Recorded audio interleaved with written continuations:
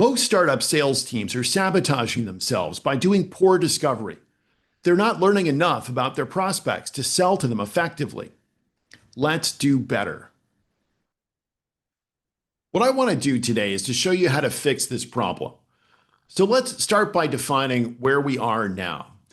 For most of you, the honest reality is that many of your sales reps are not really doing discovery. In other words, they're not asking the prospect questions that are designed to uncover their needs and figure out how to set up an effective sales process. To the extent that some of them are doing discovery, odds are that they're not doing a very good job of using the information that they learn in discovery throughout the rest of that sales process. So what I want to do is to give you several ways to solve this problem.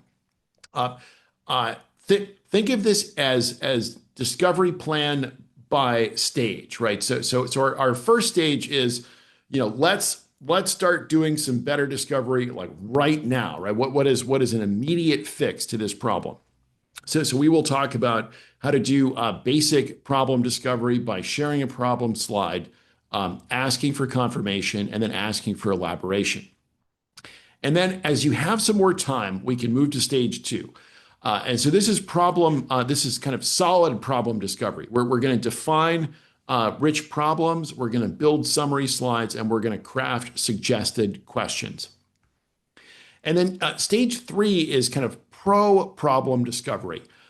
This is what you should do for your best and most skilled sales reps. This is not the place to start, but what I'll do is I'll present some ideas for how to have a really kind of natural conversation that uncovers good problems and that is in fact rooted in a very strong structure. Now, you will notice I'm very focused here on problem discovery. There absolutely are other areas that you should ask about in discovery, but problem discovery is really kind of the foundation. So that's why we'll focus on it here. Let's have a look at kind of what is going wrong with so many teams' discovery efforts. So what a lot of early stage companies will do is they will kind of leave it to their sales reps to go and figure it out. And this feels right? You hire sales reps, they should know how to do sales things, and discovery is a sales thing. So why can't they just figure it out? Well, here's the issue. Sales calls have a high tension level, and it's the easiest thing to do on a sales call is to just skip the questions and start talking about product features. And so if you don't give sales reps a clear discovery plan, many of them are going to do what's easy and just talk about features. They're not going to uncover any useful information. Other companies try to implement good discovery practices, but what ultimately happens is they kind of they get a group of people together to come up with a list of questions, and that list of questions is so long that it's unworkable, right? Each individual question seems like it's good to ask, but you put it all together and basically you've got something that's just going to frustrate your prospects.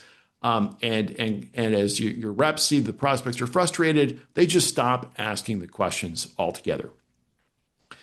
So why is this so harmful? Well, the first big reason is that it means that you're not doing a good job qualifying your opportunities. In other words, you're not doing a good job of deciding whether a specific conversation is a genuine sales opportunity that's worth spending time on. And what that means is that your sales reps are going to spend time on the wrong deals, right? They're going to spend a lot of time trying to sell to companies that we're never going to buy, and they're going to neglect other opportunities that are much more promising. It also means that they're not going to do as good of a job selling because they're not customizing their conversations to the needs of that specific prospect.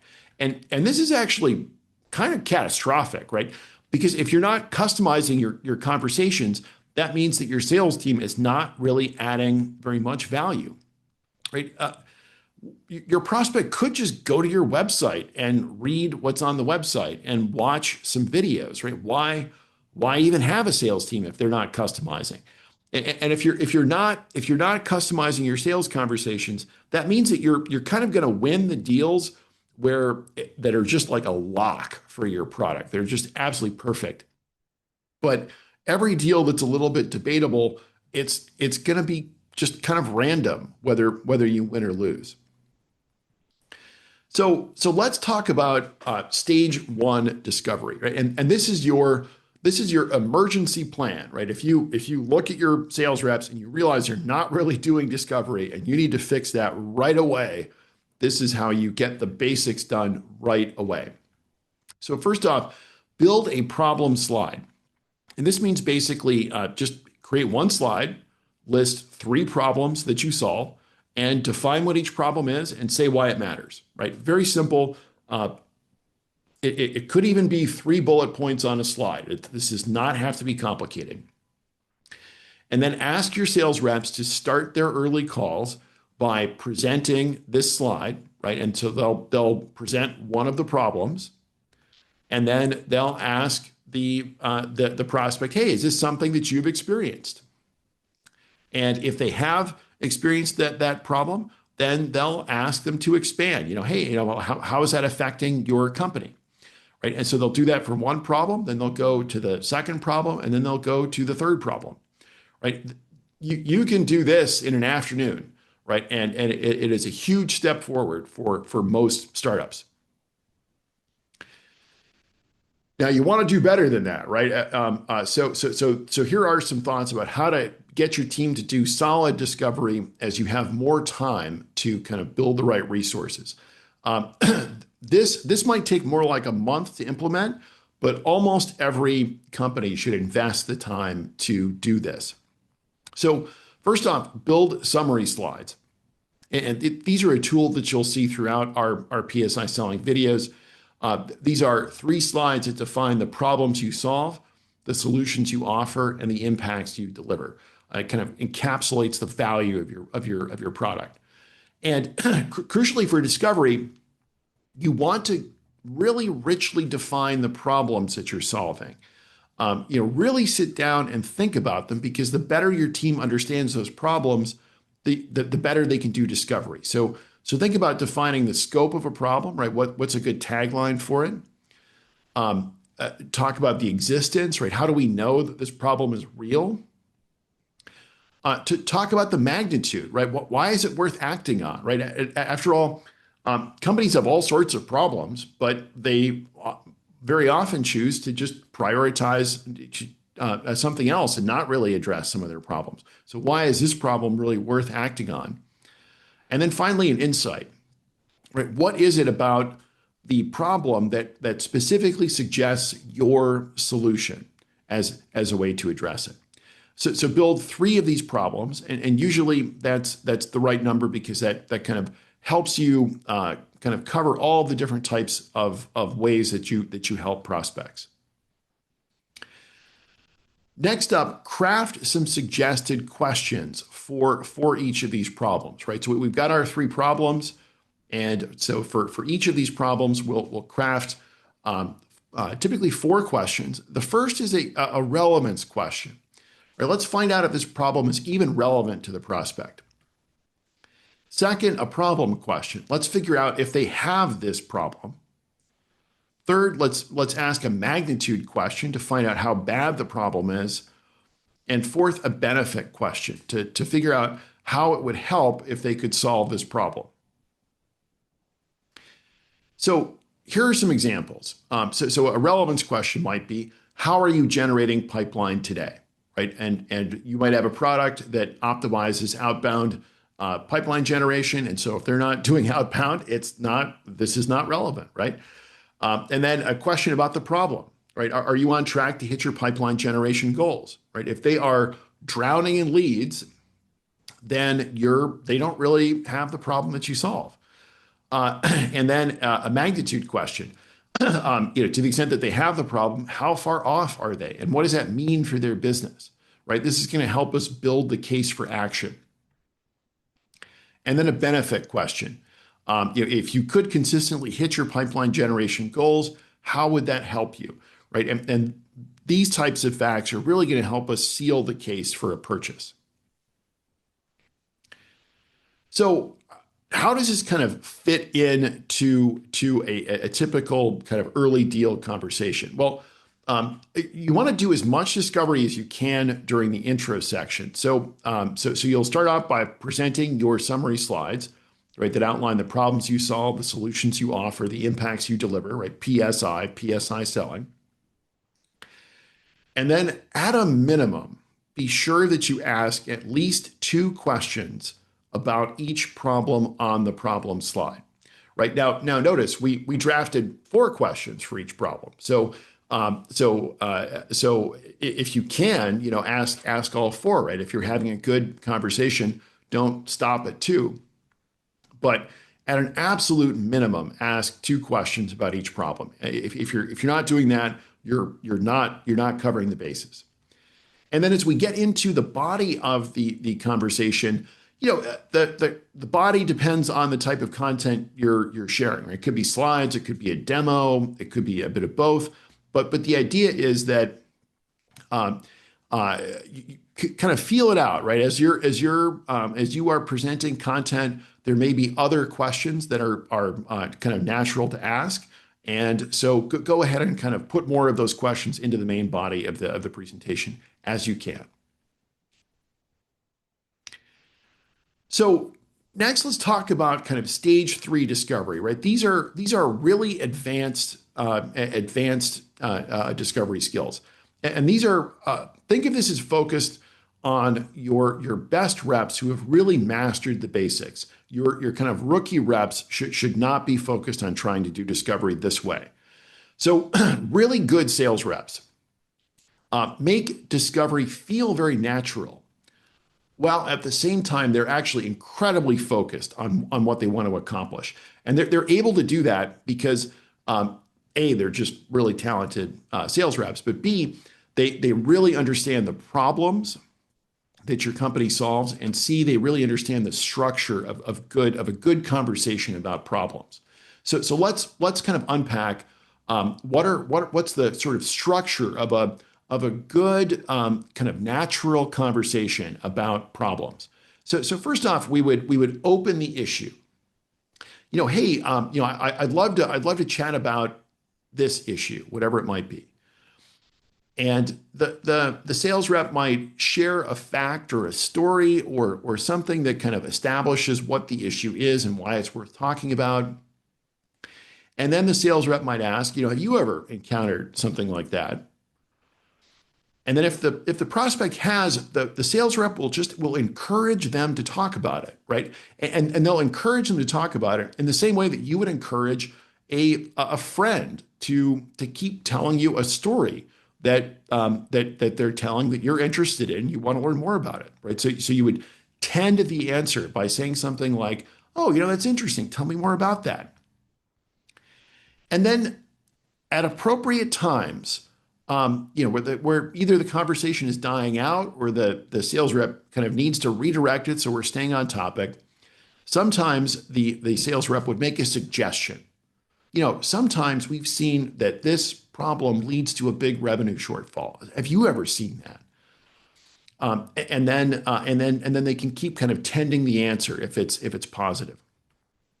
And then when you've kind of covered that issue, then you say, hey, there's one other thing I'd like to talk about, and that's another issue. It's issue A.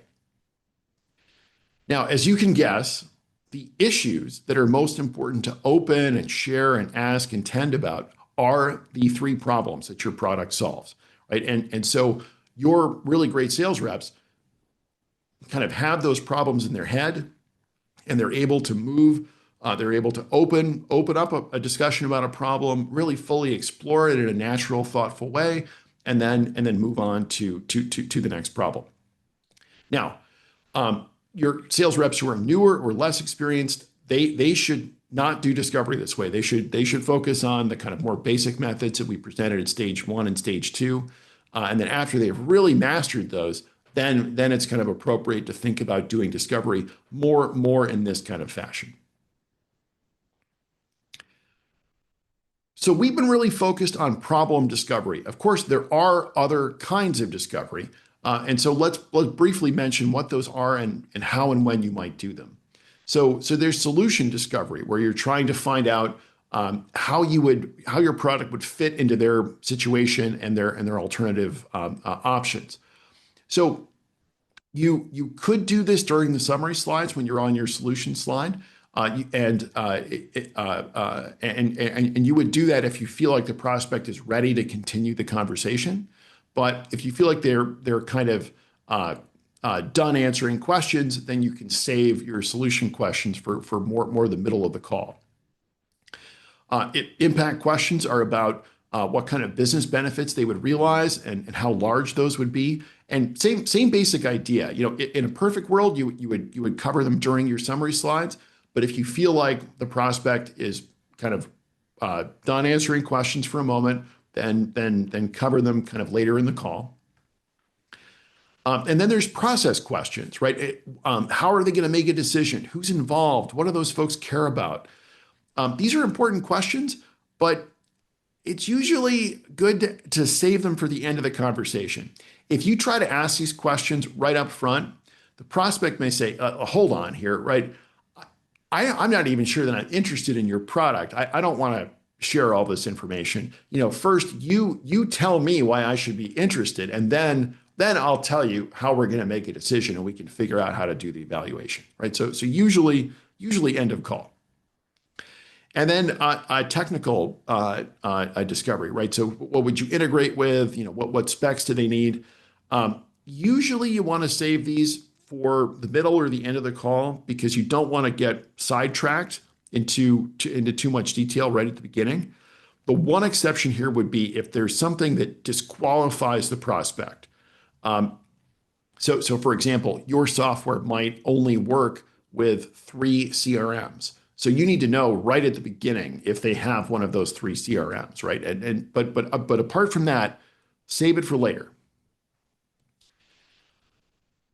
So what do you do with all this discovery, right? That's kind of the second issue, is that lots of teams, they may well gather some information, but they don't actually do anything useful with it. So the most important way to use it is to update your summary slides, right? And of course, your summary slides are your problem, solution, and impact slides. And so at a minimum, there's 3 ways you should think about updating them based on your discovery.